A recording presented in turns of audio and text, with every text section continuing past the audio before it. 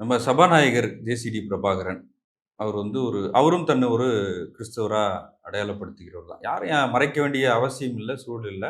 சட்டமன்றத்திலேயே Bible வசனங்கள்லாம் பேசுறாரு. அவர் ஒரு ரேலியில கலந்துக்கிறாரு. கிறிஸ்தவ அமைப்பு நடத்துற ஒரு ரேலி, பெண்கள் கலந்துக்கிற ஒரு ரேலி. அதுல அபார்ஷனுக்கு எதிராக, அபார்ஷன் பண்ண வேண்டாம் அப்படின்னு சொல்ற ஒரு ரேலி. அதுல கலந்துக்கிட்டது கூட ஒரு சர்ச்சையாயிருக்கு. எப்படி பார்க்குறீங்க? உண்மையிலே அவர் இந்த மாதிரி ஒரு கான்ட்ரோவர்ஷியலான விமன் ரைட்ஸுக்கு எதிரான ஒரு ரேலின்னு தெரிஞ்ச பிறகும் அதில் பார்ட்டிசிபேட் பண்ணியிருந்திருக்க கூடாது.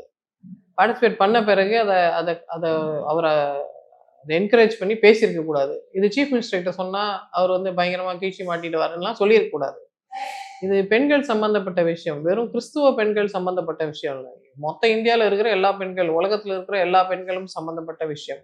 வெளிநாடுகளில் இது ரொம்ப மோசமான ஒரு நிலைமையில இருக்கு. வெளிநாடுகளில் அமெரிக்கா மாதிரி முன்னேறிய நாடுகளில் கூட ஒரு பெண்ணுக்கு தன் கருவை கலைக்கணுன்ற ஒரு எண்ணம் இருக்கு. இது என்ன காரணமா இருந்தாலும் அந்த பெண்ணுக்கு ஏதோ காரணத்தினால அந்த கருவை சுமக்க முடியாது, அந்த பிரெக்னன்சியை கண்டினியூ பண்ண முடியாதுன்னா கருக்கலைப்பு செய்யறதுக்கு இந்தியா மாதிரி நாடுகள்ல உரிமை இருக்கு. இங்க உமன் தான் ஆட்டானமஸ், அவங்க முடிவு எடுக்கலாம் அப்படின்னு அந்த இந்து கோட் பில்ல மாற்றும் போதே அம்பேத்கர் அந்த பவரை விமனுக்கு கொடுத்துருக்காரு.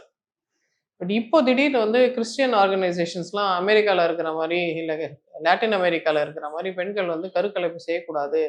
ஏன்னா சிசு பிறக்கும் போதே அது ஒரு உயிர், அது ஒரு தனி உயிர், அது ஒரு ஜீவன், நீங்கள் ஜீவ காருண்யத்தோட நடந்துக்கணும், அந்த குழந்தைய அழிக்கிறதுக்கான உரிமை யாருக்கும் இல்லை அப்படின்னு அந்த பழைய கேத்தலிக் ஃபெய்த்தில் இருக்கிற பிலீஃப் சிஸ்டத்தை சொல்கிறாங்க. கேத்தலிக் சர்ச் அப்படி நம்புறது அவங்களோட உரிமை, அவங்க என்ன வேணால் நம்பலாம். பட் பெண்கள் சம்பந்தப்பட்ட விஷயங்கள் ஆண்கள் எப்படி முடிவு செய்யலாம்? கேத்தலிக் சர்ச் சொல்றாரு. ட்ரம்ப்போ போப்போ இவங்கெல்லாம் எத்தனை தடவை குழந்தை பெற்றுருக்குறாங்க, எத்தனை தடவை அவங்க கருவுட்டுருக்குறாங்க, அதை பற்றி பேசுறதுக்கு அடிப்படை தகுதி கூட அவங்களுக்கு இல்லை இல்லையா?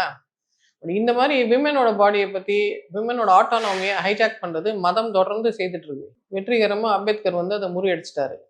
ஆனால் இஸ்லாத்துலேயோ இல்லை மற்ற மதங்கள்லையோ பெண்களுக்காக அம்பேத்கர் மாதிரி பேசுறதுக்கு ஆள் இல்லை.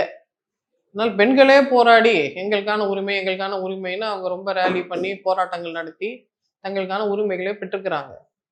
இது அமெரிக்கா மாதிரி நாடுகளில் எவ்வளோ முன்னேறிய நாடுன்னு நம்ம சொன்னாலும் அங்கே ஒரு உமன் பிரசிடென்ட் வர முடியாது, உமன் சீஃப் வர முடியாது. அது அவ்வளோ பெரிய கஷ்டம். ஏன்னா பெண்களை அவங்க மறைமுக அடக்குமுறை செய்கிறாங்க. இன்னைக்கு வரைக்கும் வர முடியாது. ஆனால் இந்தியாவில் ஏஷியா ஃபுல்லாக பெண்கள் பவருக்கு வராங்க. ஏன்னா என்னதான் நீங்கள் ஆணாதிக்க சமுதாயமாக இருந்தாலும் தாய் அப்படின்ற ஸ்தானத்தில் இருக்கும்போது பெண்ணுக்கு மரியாதை ஆட்டோமேட்டிக்காக நம்ம கொடுக்குறோம். அந்த பெண்ணுக்கு உரிமை இருக்குது அப்படின்றத நம்ம வாதாடுறோம். இங்கே இவங்க அபார்ஷன் பண்ணக்கூடாது, உயிர் எங்களுக்கு தெரியாத உயிர் புனிதம்னு. எந்த உயிர் புனிதம்ன்றது அந்த சூழ்நிலை தான் முடிவு செய்ய முடியும். ஒரு தாய் உயிரோட இருந்தால் எத்தனை குழந்தை வேணால் பெக்க முடியும். தாய் நல்ல மன ஆரோக்கியத்தோடு இருந்தால் எத்தனை குழந்தை வேணால் பெக்க முடியும். ஆனால் தாயோட நிலைமை சரியில்லாதப்போ அந்த சின்ன உயிருக்காக அந்த தாயை பணைய வைப்பதுன்றது ஒரு பெண்ணை நீங்கள் மறுபடியும் அடிமையாக்குறீங்கிறதுக்கான ஆதாரம் தானே அது. இந்த மாதிரி ஒரு பிற்போக்கான கூட்டத்தில் இந்த ஸ்பீக்கர் கலந்துருக்கவே கூடாது. கலந்துக்கிட்டு அவர் ஃபெய்த் என்னவானா இருக்கட்டும். இப்போ செக்குலர் கவர்மெண்ட்ல கான்ஸ்டியூஷன் தான் எல்லாரையும் கைட்லைன் பண்ணுது, கான்ஸ்டியூஷன் படி தான் இந்த நாடு நடக்குதுன்னா கான்ஸ்டியூஷனுக்கு எதிரான விஷயத்த அவர் எப்படி பேசலாம்? Either you be a religious person or you be a constitutional authority. You cannot be both. எடுத்து பிளெண்ட் பண்ணி குருமாலாம் வைக்க முடியாது. ஃபர்டிலிட்டி குறையுது, நிறைய பெண்கள் குழந்தை பெற்றுக்கிறது பயப்படுறாங்க. நம்ம பெண்கள் ஒல்லியாக இருக்கணும், அழகாக இருக்கணும், ஃபிகராக இருக்கணும், எப்போவுமே ஒரே மாதிரி பதின் பருவ பெண் மாதிரியே இருக்கணுன்ற ஒரு பிம்பத்தையே கட்டமைக்கிறோம். அப்புறம் குழந்தை வளர்க்கும்போது ரொம்ப கஷ்டங்க அப்படின்னு சொல்லி பயமுறுத்துறோம். ஒரு ப்ரெக்னென்சின்றது ரொம்ப எக்ஸ்ட்ரீம்லி டிஃபிகல்ட்டுன்னு சொல்லி பெண்களே அச்சுறுத்துறோம். இப்படிலாம் பண்ணிட்டு அப்புறம் குழந்தை ஏன் பிறக்கலன்னு நம்மளே கேட்போம். இப்படிலாம் நம்ம கன்ஃபியூசிங் சிக்னல்ஸ் கொடுக்குறோம். Mixed very very confusing signals கொடுக்கறதுனால இளம் பெண்கள் குழந்தை பெக்கிறது ஒரு பெரிய நோய் மாதிரி நினைக்கிறாங்க. குழந்தை பெற்றுட்டா என் வாழ்க்கையே போயிடும், ஐயோ குழந்தையா அப்படின்னு அவங்க பயப்படுறாங்க. அப்பெல்லாம் இல்லை, குழந்தை பெற்றாலும் நீங்கள் ஆரோக்கியமாக இருக்கலாம், இயல்பாக இருக்கலாம். அது ஒரு சாதாரண ஆடு மாடு கூட தான் குழந்தை பெக்குது. மனித பெண் பெப்பது ஸ்பெஷல். நீங்கள் உங்களுக்குன்னு ஒரு குழந்தை பெக்கிறது ஸ்பெஷல். அது ரொம்ப அழகான பியூட்டிஃபுல்லான ஒரு எக்ஸ்பீரியன்ஸ். அது எல்லா உமனும் என்ஜாய் பண்ணுறதுக்கு சந்தர்ப்பம் இருந்தால் செய்து தான் ஆகணும். அதை நம்ம என்கரேஜ் பண்ணுறோம். பட் ஏதோ சூழ்நிலையில அந்த பெண்ணுக்கு அந்த ப்ரெக்னென்சி வேண்டான்னா அது அவள் உடம்பு, அவள் உயிர், அந்த உரிமை அவளுக்கு தான் இருக்குது. She alone can decide. Of course medically we will advise என்ன பண்ணும், எப்படி பண்ணும், பண்ணணுமா பண்ண வேண்டாமா, எது ஓகே எது நாட் ஓகேன்றது அவங்கவுங்க டாக்டர் அவங்களுக்கு கன்சல்டேஷன் கொடுப்பாங்க. இதை பற்றி பேசுறதுக்கு மத குருமார்களுக்கு என்ன உரிமை இருக்கு? ஏன் அவங்க எங்கள் விஷயத்தை தலையிடுறாங்க? அவங்களுக்கு சம்மந்தம் இல்லாத டாபிக் இல்லை. அப்போ இந்த மாதிரி அந்த காலத்துல ஒரு 2000 வருஷத்துக்கு முன்னாடி இல்ல முதல்ல கேத்தலிக் சர்ச் உருவான காலத்துல இவங்கெல்லாம் அதை பேசி பேசி அப்புறம் தான் ப்ராட்டஸ்டன்ட் சர்ச்சே வந்தது. ப்ராட்டஸ்டன்ட் சர்ச்சில் ஃபாதர் யார் கல்யாணம் பண்ணிக்க கூடாதெல்லாம் இல்லை, கல்யாணம் பண்ணிக்கலாம், ஃபாதர் யார் குழந்தை பெற்றுக்கலாம், அவர் குடும்ப வாழ்க்கையை அவர் நடத்தலாம். இந்த கத்தோலிக்க திருச்சபை திரும்ப திரும்ப இந்த மாதிரி எங்களோட பிரைவேட் லைஃப்ல மூக்க நுழைக்கிறதுக்கு அவங்களுக்கு சம்மந்தமே இல்லாத, அனுபவமே இல்லாத, அதிகாரமே இல்லாத விஷயத்துல அவங்க எதுக்கு மூக்க நுழைக்கணும்? அதுல எதுக்கு இந்த ஸ்பீக்கர் போய் கலந்துக்கணும்? நிறைய விஷயங்கள்ல இப்ப கிறிஸ்டியானிட்டி சம்பந்தப்பட்ட இன்ஸ்டிடியூஷன்ஸ் வந்து இப்ப ஜேசிடி பிரபாகரனை வந்து கூப்பிடுறாங்க. அவரே ஒரு கிறிஸ்டியனா தன்னை அடையாளப்படுத்திக்கிறதுனால அதை பயன்படுத்திக்க நினைக்கிறாங்களா? இருக்கலாம். நிறைய டைம்ஸ் எனக்கே என்ன தோணுதுன்னா, சில ஆர்கனைசேஷன்ஸ் என்ன கூப்பிடும் போதே ஒருவேளை நான் தாவேக ஆதரவாளர் நினைச்சு கூப்பிடுறாங்களோன்ற எண்ணமே எனக்கு இருக்கு. அவங்க எனக்கே அப்படி இருக்குன்னா அவருக்கெல்லாம் எந்த நிலைமைன்னு நம்ம யோசிச்சு பார்க்குறோம். பட் இப்போ இவங்கெல்லாம் அப்படி நினைக்கிறாங்கன்னா அப்போ chief minister has that special responsibility. அப்ப நீங்க தாவேக்கு ஆதரவாளர் இல்லையா? இல்ல சார். என்ன சார் எப்படி சொல்லிட்டீங்க? No, officially I am not தாவேக ஆதரவாளர். இப்போ சீஃப் மினிஸ்டருக்கு ஒரு பெரிய ரெஸ்பான்சிபிலிட்டி இருக்கு. நீங்க எந்த மதத்தை சேர்ந்தவரா இருந்து உங்களுக்கு உங்க மதத்தை பிராக்டிஸ் பண்றதுக்கான எல்லா உரிமையும் இருக்கு. ஆனா நீங்க பொதுவான நபர், நீங்க செக்குலரா மட்டும்தான் இருக்கணும். அவருக்கு அது தெரிஞ்சிருக்கு. அவர் முதல்ல அந்த சீஃப் மினிஸ்டர் சீட்ல உட்காரும் போது அவருக்கு கை வந்து சிலுவை போடுறதுக்கு துடிக்குது. அப்ப கையை அப்படி பிடிச்சி அடக்கி மனசுக்குள்ளேயே ஜபத்தை சொல்லிட்டு அப்படியே உட்காந்துடுறாரு. he knows he should not do that in publicன்றது அவருக்கு தெரியுது. he can do it if he wants. அவருக்கு எல்லா உரிமையும் இருக்கு. அவர் தனி மனிதர், அவர் தனி ஃபெய்த், அவர் உண்மையிலே அவ்வளோ ரிலீஜியஸா இருந்தா he should have the privilege to practice it. வேற ஏதோ ஒரு மேன்மையான அறம் அவர் வந்து தடுக்குது. எல்லாருக்குமான சீஃப் மினிஸ்டர் நான் அப்படி பண்ணக்கூடாதுன்றது அவருக்கே தெரிஞ்சிருக்கு. அதே பண்போட அவர் எல்லாருக்குமான சீஃப் மினிஸ்டர், முக்கியமா பெண்கள் ஓட்டுல. இல்ல அதையும் தாண்டி அவரு சில பிலீஃப் சிஸ்டம்லாம் நம்மளே கேள்வி எழுப்பிருக்கல, கயிறு கட்டுறது, போட்டு வைக்கிறது, அவர் எல்லாருக்குமானவர்னு நினைச்சிட்டு எல்லா ரிலிஜனுக்கும் ப்ளீஸ் பண்ண ஆரம்பிச்சிட்டாரு.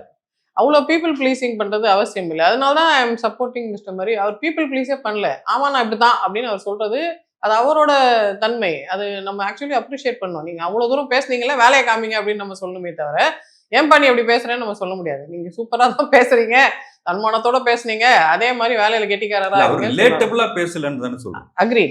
So coming back to chief minister, அவரு செக்யூலரா தான் இருந்தாகணும். இந்த மாதிரி மத குரூப்ஸ் அவர் வந்து எங்காலுன்னு சொல்லி அவரை வந்து பங்கு போட்டுக்க முயற்சி செய்தாலோ இல்லை இன்ஃப்ளூயன்ஸ் பண்ண ட்ரை பண்ணாலோ, this is a true sense, this is a true test for secularism. அவர் உண்மையிலே அதிலெல்லாம் பட்டுக்காம அவர் தாமரை இலைமேல் தண்ணி மாதிரி இருந்து நம்மளையும் அதே மாதிரி கரெக்டாக கொண்டு போறாரா இல்லையான்றது அவருக்கான ஒரு பரிசோதனை. இது சபாநாயகர் பத்தி கேட்கும்போது நான் இன்னொன்று கேட்கணும்னு நினைக்கிறேன். அவரோட பிலீஃப் அது அந்த நம்பிக்கைக்குள்ள நான் போலன்னு வச்சுங்களேன். இருந்தாலும் அவர் என்ன சொல்றாருன்னா, நீங்க எப்படி ஜெயிப்பீங்க அப்படின்னு என்ன கேட்டாங்க. ஆண்டவர் ஜெயிக்க வைப்பாருன்னு நான் சொன்னேன். ஆண்டவர் செய்த அற்புதம் தான் இது அப்படின்னு சொல்றாரு.